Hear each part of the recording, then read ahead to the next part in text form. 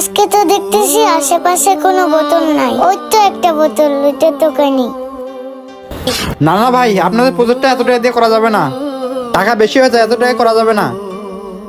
বাবা, আচ্ছা ভাই, আপনাকে একটু পরে কল দিতে আছে। কে তুমি, কিছু বলছো আমাকে? বাবা কেমন আছো তুমি? স্যার, আপনি বিয়ে কবে করলেন? এই খায়রুল, তুমি আমার সাথে কতদিন হয়ে কাজ করতেছো? তুমি জানো না যে আমি বিয়ে করছি কি না করছি? এই যে মামুনি, শোনো, তোমার মনে হয় কোথাও ভুল হচ্ছে। না, আমার কথা ভুল হচ্ছে না, তুমিই আমার বাবা।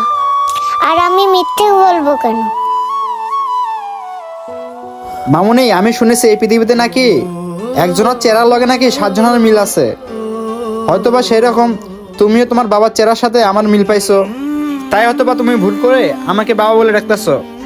আল্লাহ, আমি আমার হারানো বাবাকে ফিরে পেয়েছি। আমার আর বোতল টকাইতে হবে না। এই কে তুমি, কি বলতেছো এসব? আমি কেন তোমার বাবা হব?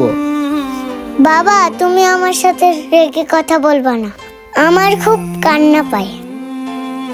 এই পিচ্ছি, তোর কি মাথা মাথা নষ্ট হয়েছে? তুই তখন থেকে আমাকে বাবা বলেই ডাকতেছিস। আর শোন, তুই যেমন টোকায় তোর বাপ মাও এমন টোকায়, আর এমন মেয়ে এমন হতেই পারে না। আর তুই হয়তো বা জানোস না যে আমি কে। তোদের মতো টোকাইকে আমার ভালো করে চেনা আছে। খায়রুল, ওকে 100 টাকা দিয়ে দাও তো। ঠিক আছে স্যার, দিতেছি। এই ধরো বাবু। ওরে আমি কতবার করে বোঝানোর চেষ্টা করলাম যে আমি ওর বাবা না, তারপরও বুঝতেছে না। না না, আমার টাকা লাগবে না। এই পৃথিবীতে যার বাবা আছে তার টাকার প্রয়োজন হয় না। একটা মেয়ের কাছে তার বাবাই সব। ওই টোকাইয়ের বাচ্চা, টাকা নিলে নে, না নিলে এখান থেকে চলে যা। বাবা, মা না অনেক অসুস্থ, চলো না।